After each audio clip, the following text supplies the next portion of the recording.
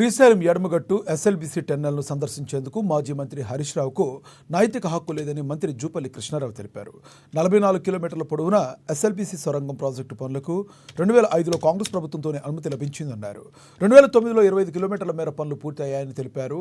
10 సంవత్సరాల అసమర్థత బీఆర్ఎస్ ప్రభుత్వ కాలంలో కేవలం 9 కిలోమీటర్ల మేర నిర్మాణ పనులు మాత్రమే పూర్తయ్యాయని, పనులు వెనకబడటానికి ప్రధాన కారణం బీఆర్ఎస్ ప్రభుత్వమేనని దుయ్యబట్టారు.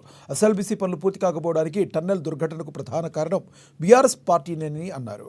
టన్నెల్ సందర్శించడానికి నైతిక హక్కు బీఆర్ఎస్ నాయకులకు లేదని విమర్శించారు.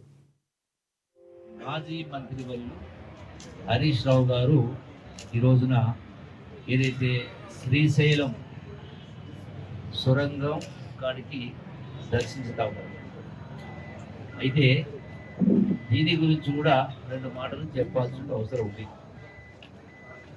సరే, మాటలు ఎవరైనా ఏదైనా మాట్లాడవచ్చు, పత్రికా టీవీలో కావచ్చు, కానీ వాస్తవాలు తెలియాలన్నప్పుడు నేను సూటిగా ప్రశ్నిస్తా ఉన్నా. ఈరోజు ఈ జిల్లాకు అచ్చంపేటలో ఉన్నటువంటి నల్లమల ఫారెస్ట్ నుండి ఈ యొక్క సొరంగం కాడి వస్తూ ఉంది, రావడం తప్పు. గత ప్రభుత్వం కాళేశ్వరం ప్రాజెక్టులో సంఘటన జరిగినప్పుడు కానీ, చాలామంది చనిపోయినప్పుడు కానీ, పాలమూరులో ఉన్నటువంటి నార్లాపూర్లో కూడా దుర్ఘటన జరిగి సుమారుగా 6 మంది చనిపోయారు. అట్లాగే శ్రీశైలం పవర్ హౌస్లో కూడా పడిపోయి 8 మంది చనిపోయినప్పుడు ఏ ప్రజాప్రతినిధి ప్రతిపక్ష ఎవ్వరూ దరిదాపులో కూడా రానివ్వాల. కానీ ఈ రోజున మా ప్రభుత్వం, గౌరవ ముఖ్యమంత్రి రేవంత్ రెడ్డి గారు, సంబంధిత ఇరిగేషన్ శాఖ మంత్రి ఉత్తమ్ కుమార్ గారు వాళ్ళను ఎక్కడ అడ్డుకోకుండా ఆ యొక్క ప్రాజెక్టు వరకు రావడానికి అనుమతి ఇస్తూ ఉన్నారు. వ్యత్యాసం గమనించాలి. ఒకటి. రెండవది, మార్చి 2వ తేదీన వనపర్తి నియోజకవర్గంలో 721 కోట్ల అభివృద్ధి పనులకు ముఖ్యమంత్రి రేవంత్ రెడ్డి శంకుస్థాపన చేయనున్నారని మంత్రి జూపల్లి కృష్ణారావు తెలిపారు. వనపర్తిలో ఎమ్మెల్యే మేఘారెడ్డి పెద్ద ఎత్తున అభివృద్ధి కార్యక్రమాలు చేస్తున్నారని కొనియాడారు. ఎమ్మెల్యే మేఘారెడ్డి 14 నెలల్లో విద్య, వైద్య, క్రీడా పరంగా సుమారుగా 1000 కోట్ల అభివృద్ధి పనులు వనపర్తికి తెప్పించగలిగారని తెలిపారు.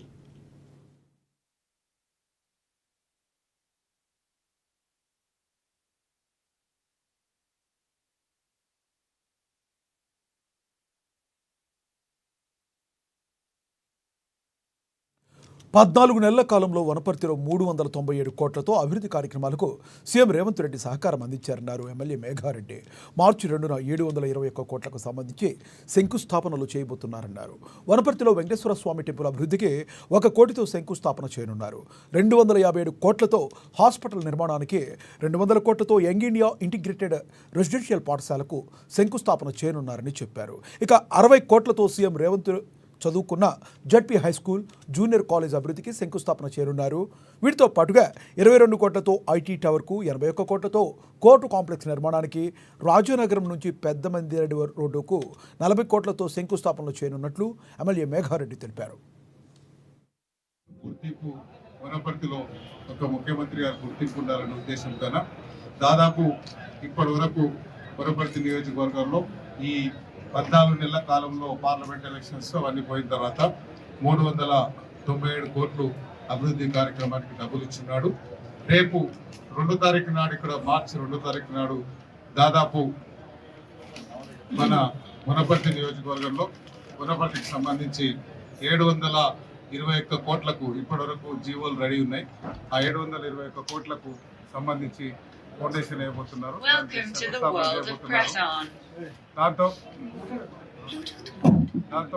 721 కోట్లకు సంబంధించిన ఫౌండేషన్ వేయబోతున్నారు. దానిలో ముఖ్యంగా వనపర్తిలో వెంకటేశ్వర స్వామి టెంపుల్కు ఆయనకు చాలా అనుబంధం ఉంది కాబట్టి ఆ టెంపుల్ కొంచెం డెవలప్ చేయాలంటే 1 crore ఇచ్చినాడు ఎస్డిఎఫ్ నుంచి. దాంతోపాటు government general hospital 502 bedded hospital, దానికి కూడా 257 కోట్లతో దానికి కూడా ఫౌండేషన్ వేయబోతున్నాం. యంగ్ ఇండియా ఇంటర్నేషనల్ స్కూల్ ఒకటి, ఎస్సీ ఎస్టీ అందరికి సంబంధించిన ఒక కాంపౌండ్లో ఆ రేంజ్లో ఇంటర్నేషనల్ స్టాండర్డ్స్ కట్టబోయే యంగ్ ఇండియా ఇంటర్నేషనల్ స్కూల్కు 200 కోట్లతో, దాంతోపాటు సీఎం గారు చదువుకున్న స్కూల్ అండ్ కాలేజ్ దానికి కూడా ఒక 60 కోట్లతో జీవో ఇచ్చి దానికి ఫౌండేషన్ వేయబోతున్నాం. వనపర్తి నియోజకవర్గంలో అంతకుముందు గడిచిన ఎలక్షన్లో ఒక జీవో లేకుండా ఐటీ టవర్ ఫౌండేషన్ వేస్తున్నారు. దాని ప్లేస్ లో కొత్తగా